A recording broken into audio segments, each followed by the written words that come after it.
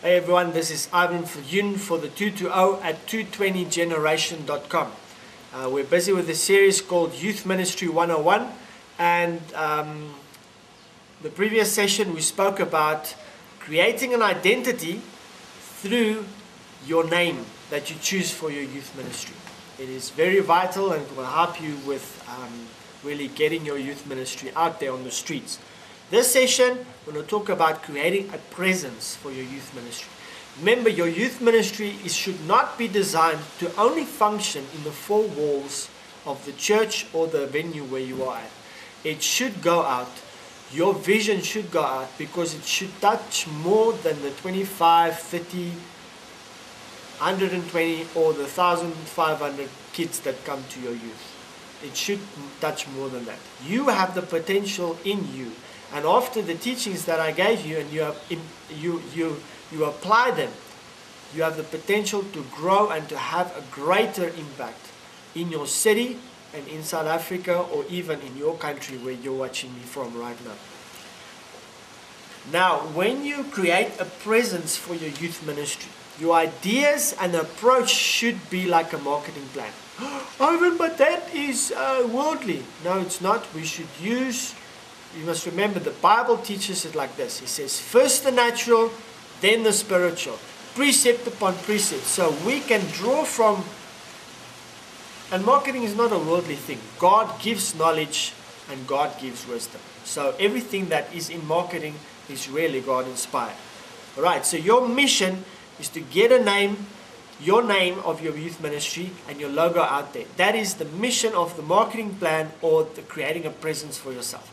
First of all, you need to create a logo, okay? So your logo could be, get someone to design it or you can design it yourself. It's easy if you use CorelDRAW. Some of the early editions are very easy to use. It's compatible with all the Windows applications and programs. So, you know, if you have a friend who has CorelDRAW, Paint is a little difficult to use because it doesn't have all the funny thingamajigs and the stuff that makes it nice. Use CorelDRAW from about 9 up to 11. I think we're at about 13 at the moment.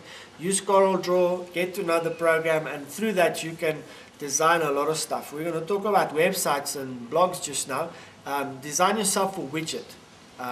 We will get into technical stuff maybe later on where I'll teach you what do the codes look like, because I know a lot of you, especially if you're on YouTube or checking this on my website, you're clued up a little bit, but some people watch this video, they'll get it downloaded and get it on a CD, or we might send it to you as a gift or whatever, and you might not know all this stuff. That's why I'm speaking to people, Youth Ministry 101, acting like you know nothing.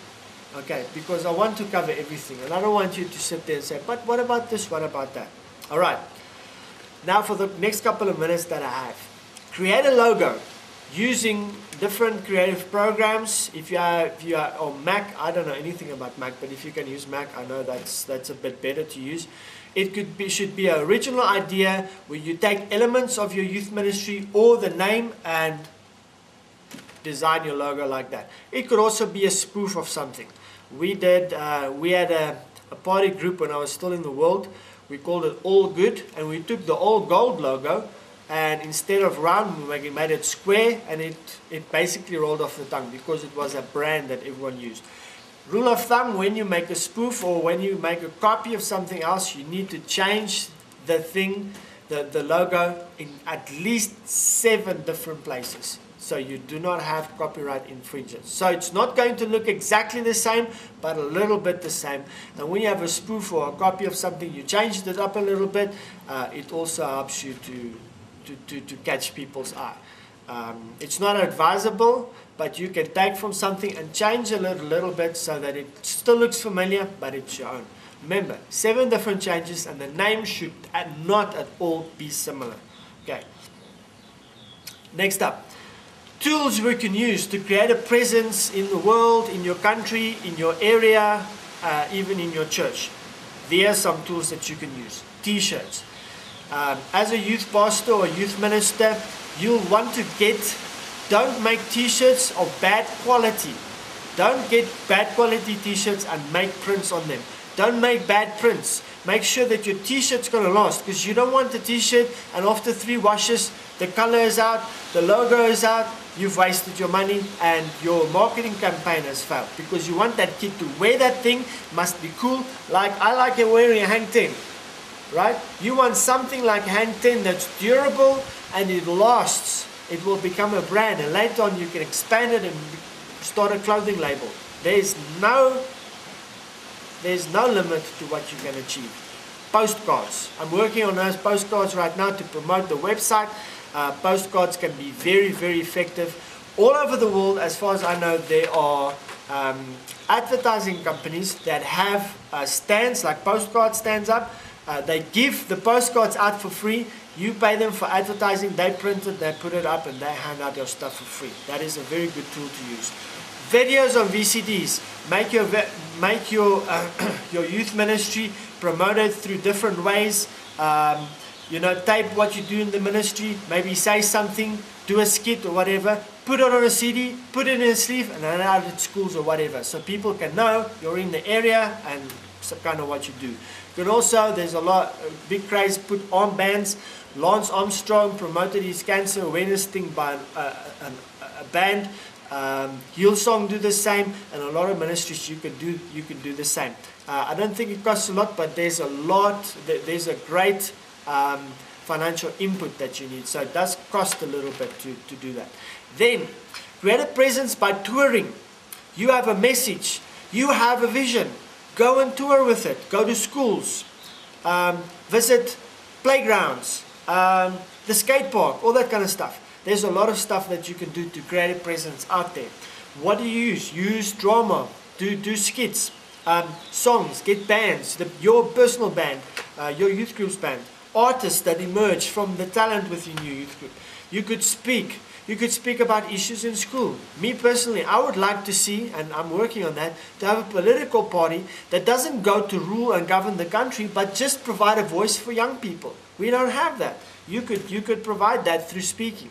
And here's another thing I've learned through publishing. If you speak on a certain subject constantly, people tend to look at you as an expert on that specific thing. I'm trying to put a lot of material out there and speak about youth ministry and all that kind of stuff, and later hopefully I'll be recognized as an expert in the field of youth ministry. That's how it works. You can do the same. Okay, outreaches. All of the stuff that I mentioned could also be included in an outreaches. Get involved with project development, upliftment of, for instance, the community. It's good for those projects to also design t-shirts. Okay, getting involved with projects in your community and also in areas or at schools will provide you with a voice. You can preach the gospel, you can get the revival going, and people will then. Lastly, there is technology, which I probably don't have to talk to you a lot about, but for those that are technology stupid, here's a couple of stuff which you might later talk about. There are videos. Obviously, if you're watching this video, it's posted on YouTube or on my website. Videos is a good way to get your ministry out there. I do that promoting the 220. You can make videos and send via MMS and MP4 on cell phones to your kids. You could just send 2 or 3 of those messages like just, how's it?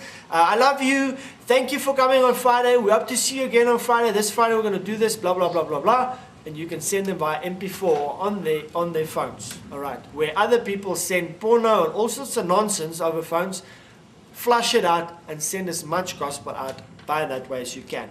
Ringtones. I have a theme song for my ministries and I use that. So create a theme song and get it done. Publish documents in the internet. Teachings, your messages, do it on the internet. Writing or giving training through books and manuals is a great way to establish your youth ministry and get out there. Open a blog. It will provide you with a voice. People will start getting to know you. Start a website. There's a lot of work into a website to make it potent. Go check out my website, 220generation.com, and see what it's all about.